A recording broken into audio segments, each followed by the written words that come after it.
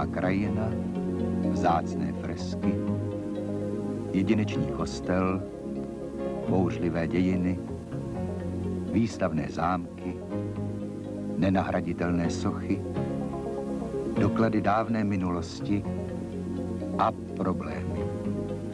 Neboť všude je uhlí. Takže otázka může znít i takto.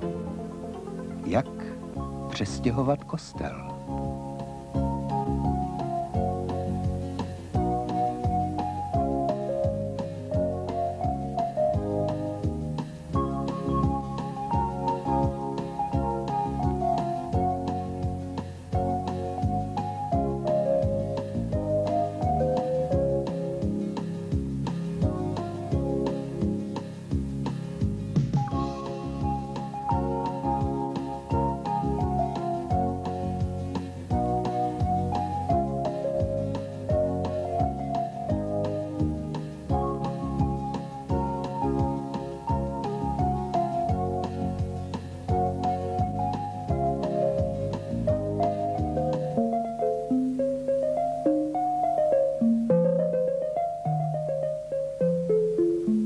Váží-li kostel 10 000 tun,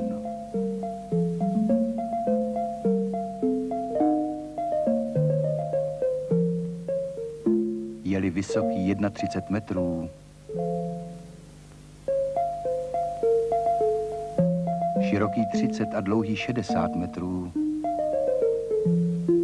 a představuje-li jedinečnou evropskou památku pozdně gotické architektury, pak je třeba uvažovat o jeho osudu velmi obezřetně.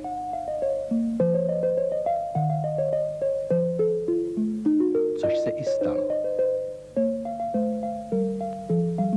A československá vláda rozhodla, že děkanský chrám bude zachován zde na severu Čech ve starém městě Mostu, určeném k zániku. Uvažování o způsobu záchrany bylo náročné a návrhů řešení vzniklo hned několik, například kostel rozebrat. Tedy rozebrat šlo by to. Náklady ovšem mimořádné, památková hodnota rázem prudce pokleslá, takže nerozebrat. Ponechat děkanský chrám na původním místě byl nápad zdánlivě nejjednodušší, jenže co s opuštěným kostelem trčícím na komolém kůželu z milionů tun nejkvalitnějšího uhlí, zamítnuto. Až zůstal návrh poslední, kostel zkrátka odsunout do prostoru, kde už žádné uhlí není. Odsunout 10 000 tun historického zdiva. Nicméně, ta možnost přesunu byla možností poslední, ber kde ber. Děkanský chrám v Mostě nepůsobí zvenku nějak oslnivě. Mnohé gotické katedrály jsou na pohled nesrovnatelně vznosnější. Jedinečnost této stavby je totiž skryta uvnitř.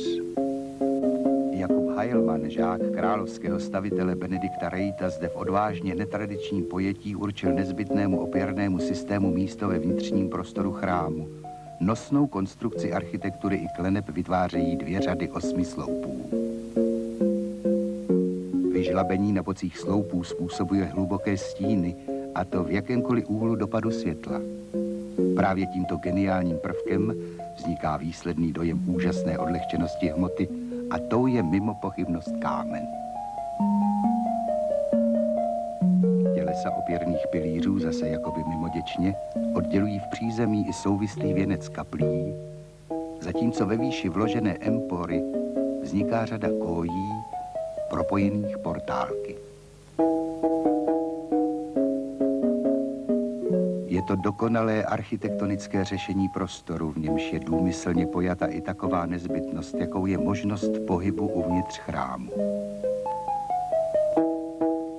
Nejen tedy boční portály, ale i pozoruhodné dvojité kamenné schodiště.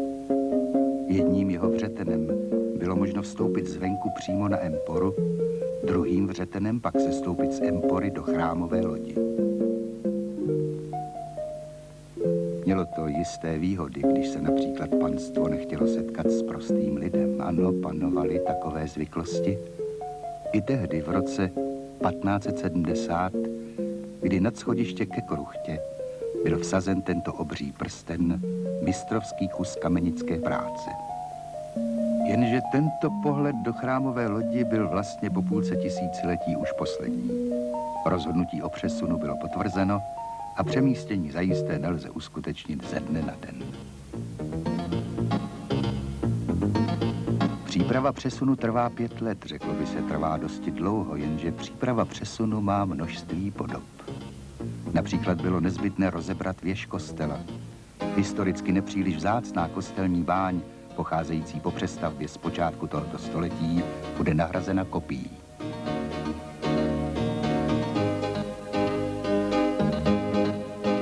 Z vnitřku stavby je každý předmět uložen v bezpečí, ať už jsou to obří chrámové stupně či křehká výplň oken. A to všechno je jen příprava.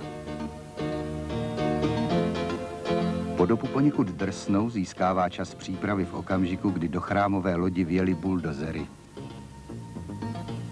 Pod krovy proběhl nástřik betonové skořepiny na rubu klenby a každý z 16 sloupů byl vystužen konstrukcí.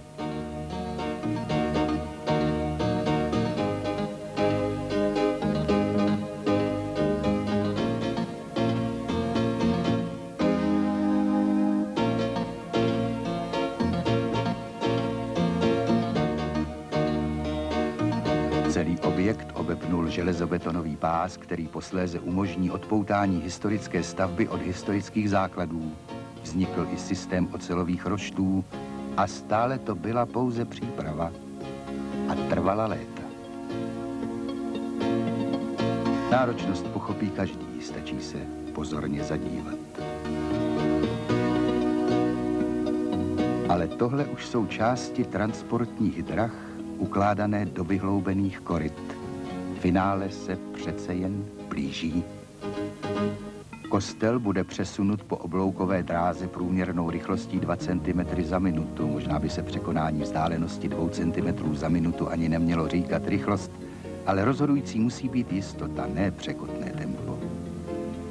Konec konců zpevněná stavba teď váží už 12 000 tun a vzdálenost k těmto novým základům kostela je změřena pečlivě. Je to 841 metrů a 10 centimetrů, úplně přesně.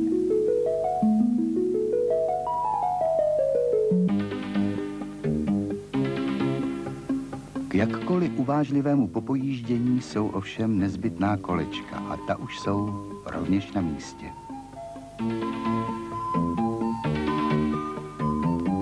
Transportních vozů je 53, byly zkonstruovány výlučně pro toto použití a mají hydraulické vertikální zařízení, schopné okamžitě vyrovnat případné poklesy drah na nepříliš pevném podloží.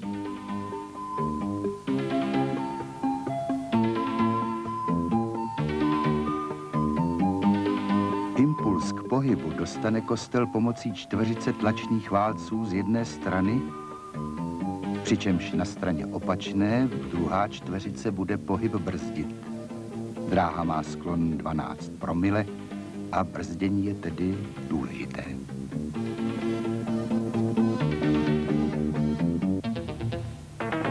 Takže představa kolosu nezadržitelně pádícího po rovině řádně nakloněné byla jen představou ze snů, a to ošklivých. Ale co kdyby? Poslední noc ovšem nespal nikdo.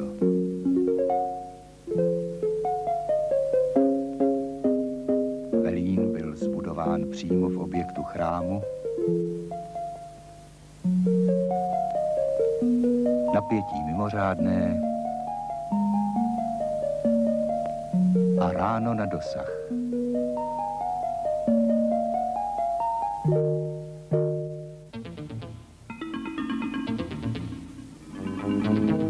Dopravní značka Dej přednost kostelu je v skutku neobvyklá. Všechno je vlastně neobvyklé, protože všechno je poprvé.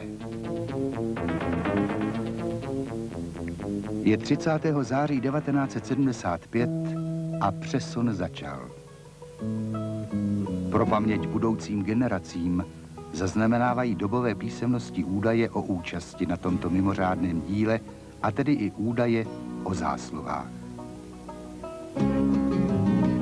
Generální projektant a dodavatel organizace Českého ministerstva kultury Transfera Praha, národní podnik Průmstav Pardubice, dodavatel stavební části, oborový podnik Škoda Plzeň, dodavatel strojně technologické části. A kostel jede.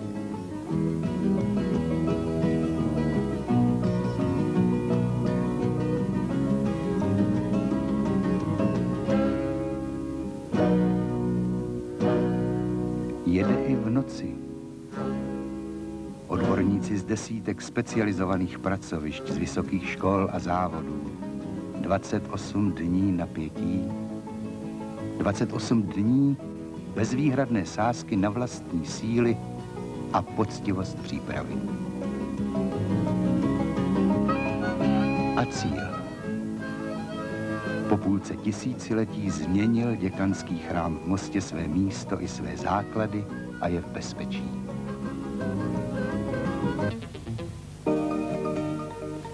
Stav bezpečí je ovšem pouze výchozím stavem. Začíná období dalších let pečlivé a náročné práce, začíná rekonstrukce stavby.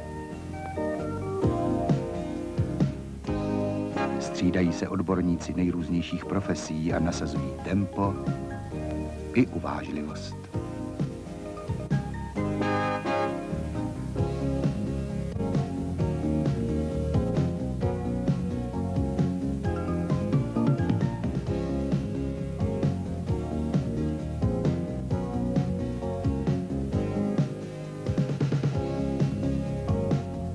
A konečně završení díla. Vnitřní prostor, zbavený v této fázi veškerých doplňků a dekoru, působí sám o sobě jako skvělý a jedinečný exponát.